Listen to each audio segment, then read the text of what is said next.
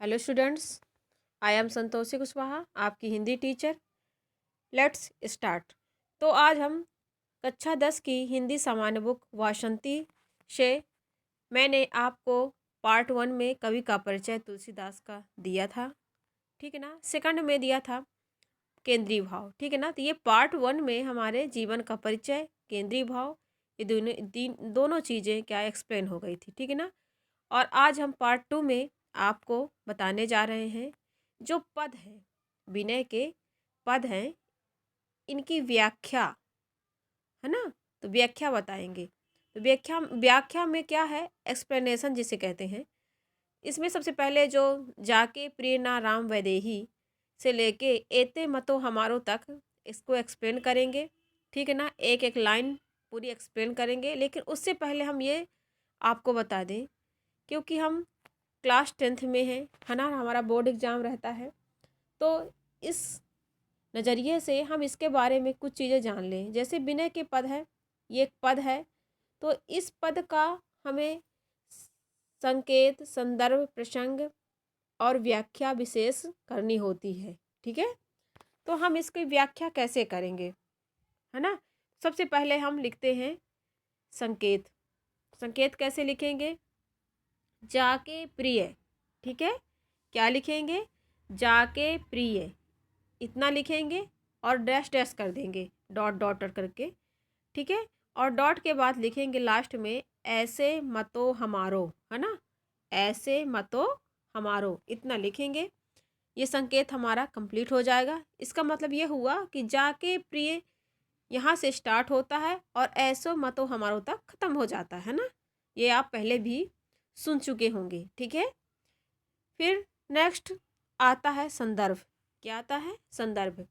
तो संदर्भ में लिखेंगे कि पाठ कहाँ से लिया गया है, किसने लिखा है, किसके बारे में है, ठीक है ना। तो संदर्भ लिखेंगे हमारी पाठ्य पुस्तक कक्षा वासंती विनय के पद से लिया गया है, जिसके रचयिता या जिसके कवि गोस्वामी तुलसीदास हैं, है ना, जिन्होंने राम भक्ति के बारे में बताया है, ठीक है। बस हमारा ये संदर्भ इतना ही होगा।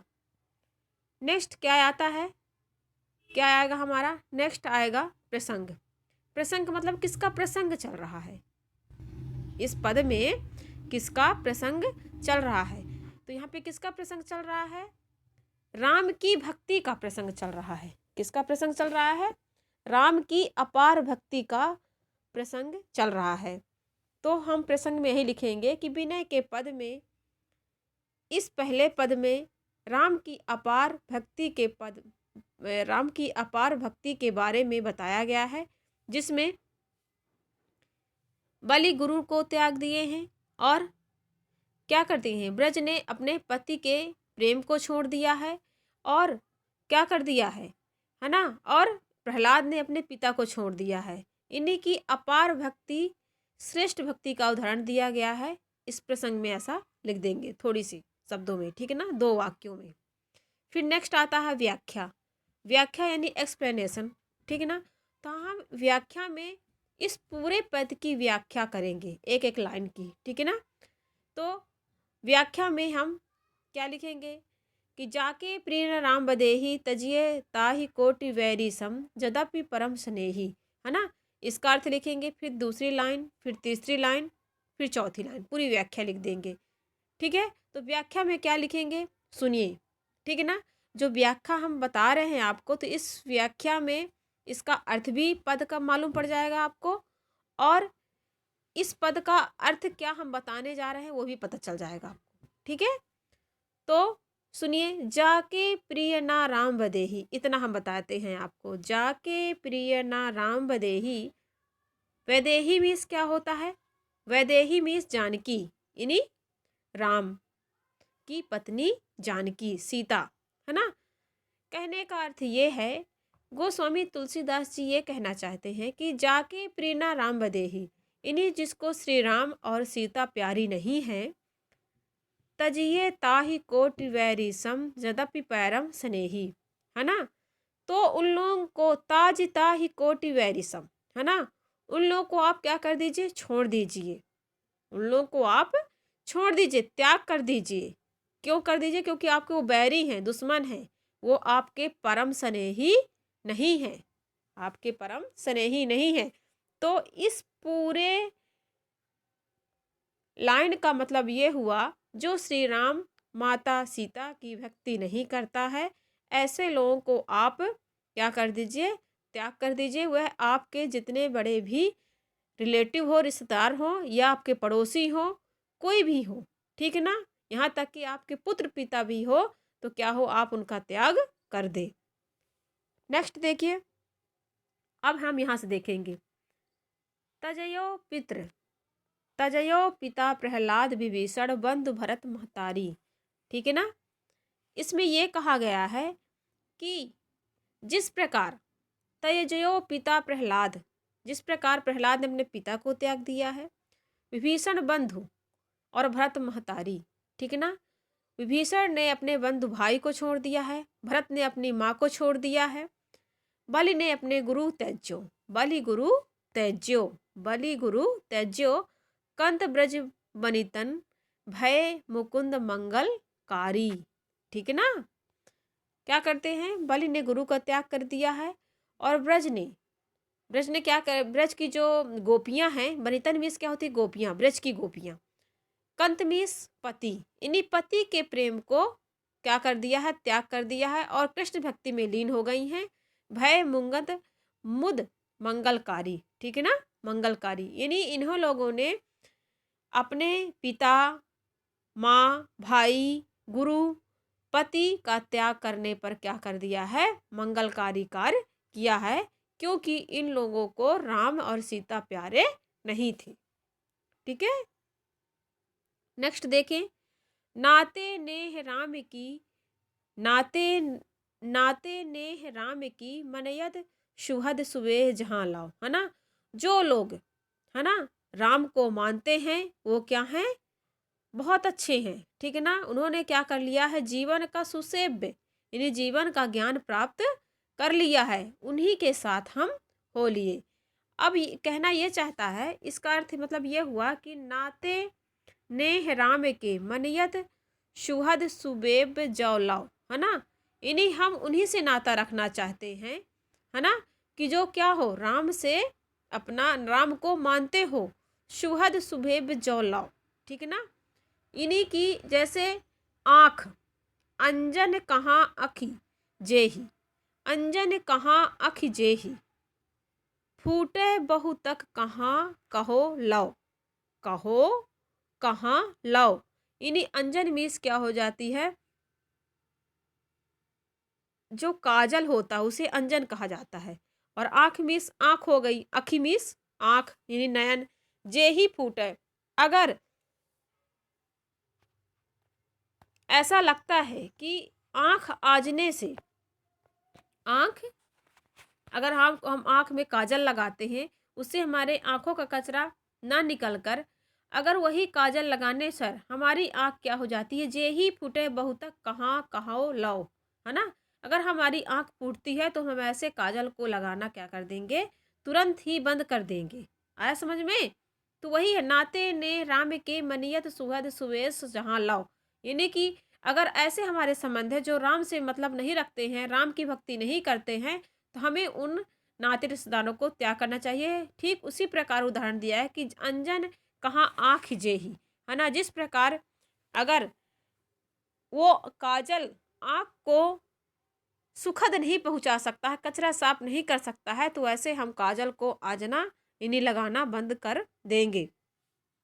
फिर देखिए, इस लाइन में क्या कहा गया है कि तुलसी सो सब भांति परम पूज्य प्राण तो प्यारो, है ना? इसीलिए जिस प्रकार तुलसी को पूज कर, तुलसी जानते हैं ना, तुलसी कितनी पावन होती है। तुलसी सो सब भांति परम परम हित पूज प्राण ते प्यारो, जिस प्रकार से तुलसी को पूज कर सबको परम हित को प्राप्त हो गई है, पूज प्राण ते प्यारो, उसी प्रकार हमें भी ऐसे लोगों को पूजना चाहिए जो लोग हमें राम भक्ति शाखा की क्या कर दें? राम भक्ति शाखा की ओर ले जाएं, ठीक ना? जसो होए स्नेह राम पद एतो मतो हमारो, है ना? ऐसे लोगों से हम क्या करेंगे? स्नेह रखेंगे, जो क्या करें? हमारी मति, यानी हमारी मति के अनुसार, राम की मति के अनुसार चले, ऐसे मतो हमारो, ऐसा हमारा क्या है, मत है। अर्थात जो राम की भक्ति करेगा, है ना, जो श्री रामचंद्र और सीता की भक्ति करेगा, उनसे हमारा क्या होगा, सरोकार होगा। और जो लोग राम की भक्ति नहीं करेंगे, उनसे हमारे क्या हो जाएंगे, संबंध टूट जाएंगे, ऐसे लोगों का हम त्याग कर देंगे। इस पद में यह कहा गया है। आगे देखें, इसमें फिर हमने व्याख्या बता दी। अब इसके बाद आता है विशेष। विशेष में हम ये लिखेंगे, इस विनय के पद में, इस पहले पद में, चाके प्रिय ए तो मतो हमारो, ये पहला पद था। इस पद में राम की अपार भक्ति के बारे में बताया गया है, ठीक है ना। इसकी भाषा क्या है, सरल और सहज है, ठीक है। और क्या है, सरल सहज होने के साथ साथ मन को भाने वाली है, ठीक है ना। ये हमारा विशेष हो जाएगा 2 वाक्यों में, ठीक है। तो जो हमारी कुछ गलतियां हो जाएंगी संदर्भ प्रसंग में, व्याख्या में, तो जब हम विशेष लिख देंगे कि भाषा कैसी है, इसको तुलसीदास ने किस भाषा में लिखा है, कैसा लिखा है, तो हमारे क्या हो जाएंगे, नंबर इस विशेष से प्लस हो जाएंगे, ठीक है। नेक्स्ट देखें, अब लो नशानी अब ना नशे हो, अब लो नशानी अब ना नशे हो, ठीक है ना। अब ये दूसरा पद हमारा, कहने का तात्पर्य है कि अब जो बिगड़ गया है सो बिगड़ गया है, ठीक है ना। और अब ना नशा हो, अब हम क्या करेंगे, अब ऐसा कुछ भी नहीं करेंगे कि जिससे हमारा कुछ भी नष्ट हो। राम कृपा भव निशा सिरानी जागे पुनिना डस्य हो, है ना। इन्हीं की हमें अब क्या हो गई है, राम की कृपा भव निशा सिरानी, है ना। इन्हीं की अब हमें राम की कृपा मिल गई है। अब हम इस भव, निशा मिस क्या होती है, रात, सिरानी, है ना। अब हम इस राम की कृपा प्राप्त होने से इस भव सागर के रात्रि से क्या हो जाएंगे, हम पार हो जाएंगे। जागे पुनिना डसे हो, है ना। और हम क्या करेंगे, अब पुनि पुनि अपने आप को डसेंगे नहीं, सर्प की तरह हम आपको अपने सर्प से हम अपने आप को डसाएंगे नहीं। अब हम क्या हो गए हैं, हमें राम कृपा प्राप्त हो गई है। अब हम क्या करेंगे, अपने आप को राम भक्ति शाखा में लगाएंगे, ठीक है। नेक्स्ट लाइन में देखिए, पायो नाम चारु चिंतामणि, पायो नाम पायो नाम चारु चिंतामणि उर करे ते ना खसे हो, ठीक है ना। तो इसमें यह कहा गया है कि क्या कहा गया है कि पायो नाम चारु चिंतामणि, है ना। मैंने ऐसा नाम पा लिया है, चारु चिंतामणि, क्या कर लिया है, चारु चिंतामणि, यानी कि कहते हैं ना कि एक चिंतामणि रत्न होता है, जिसके पास होता है तो उसके पास कोई चिंता नहीं रह जाती है, ठीक है ना। तो अब गोस्वामी तुलसीदास को ऐसा चिंतामणि रत्न प्राप्त हो गया है कि उनके पास कोई चिंता नहीं रहेगी। उर करे उर करते ना खसे हो, अब क्या करेंगे, वे उर आनंद को, उर्मिस आनंद की प्राप्ति करेंगे और सारे कष्टों को क्या कर लेंगे, उनसे ऊपर हो जाएंगे। आया समझ में। श्याम रूप सुचि रुचिर कसौटी, है ना। श्याम रूप रुचि सुचि कुचि कसौटी चिंत कंचने ही कसे हो। अभी तक मेरे पास राम जो चिंता रूपी रत्न था नहीं था, और अब मेरे पास श्याम रूप सुचि रुचिर कसौटी आ गई। अब मैं कसौटी में कस गया हूँ। मैं जानता हूँ कि क्या है, राम भक्ति से सारी चीजें मुझे प्राप्त हो जाएंगी।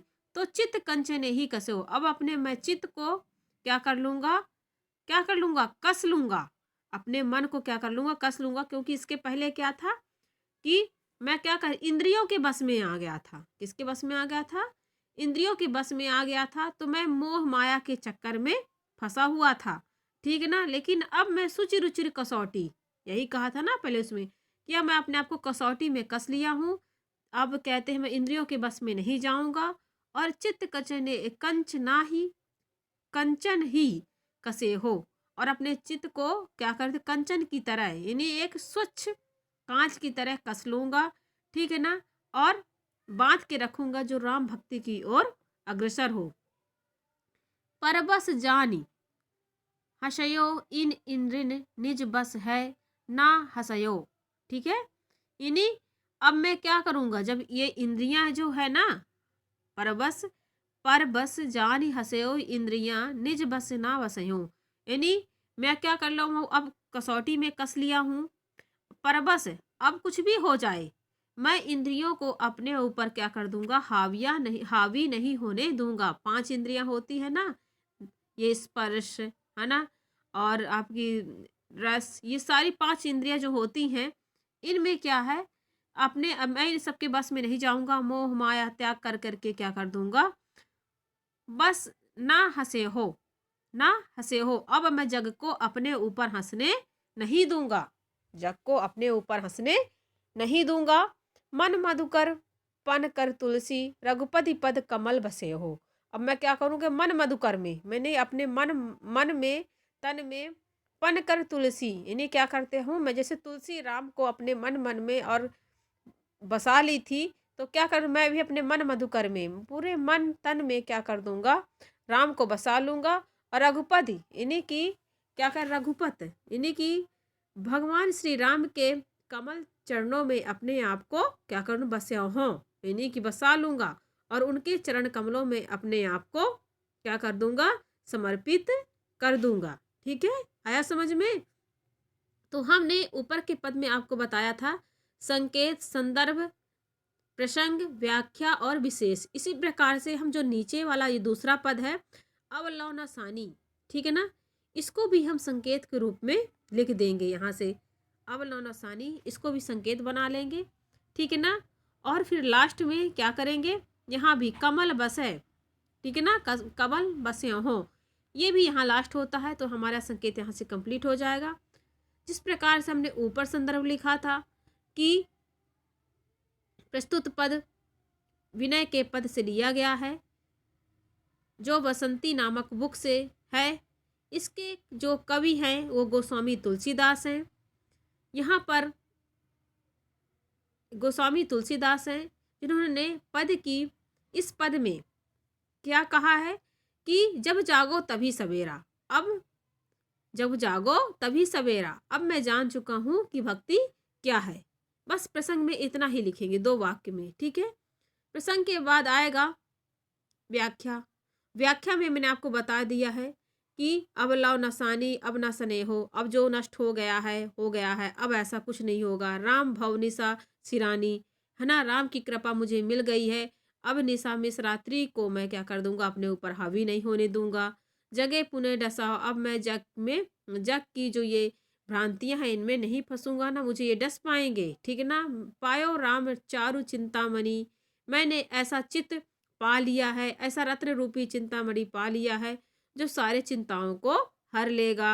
श्याम रूप रूप सुचि रुचिर कसौटी, है ना, और मैं श्याम रूप जो भगवान प्रभु के रूप से है, मैं उससे अपने आप को कस लूंगा। अब क्या है, अब मैं जाग गया हूँ, ठीक है ना, और अब मैं किसी भी मोह माया में नहीं फंसूंगा। चिंत कंचनेहु कसू, और अपने चित्त को, अपने मन को क्या करूंगा, स्थिर रखूंगा, है ना। पर बस जानी हंसयो इन इंद्र निज बस है ना हंसे हो, है ना। ये कहते हैं जो अपनी इंद्रियों को बस में कर लेता है उसे सारी चीजें बस में हो जाती हैं।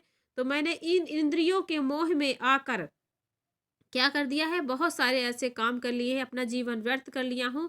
अब मैं इंद्रियों के बस में नहीं आऊंगा, ठीक है ना। और अब मेरे को पास क्या हो गया, चिंता रूपी रत्न प्राप्त हो गया है। अब मैं जग को अपने ऊपर हंसने नहीं दूंगा।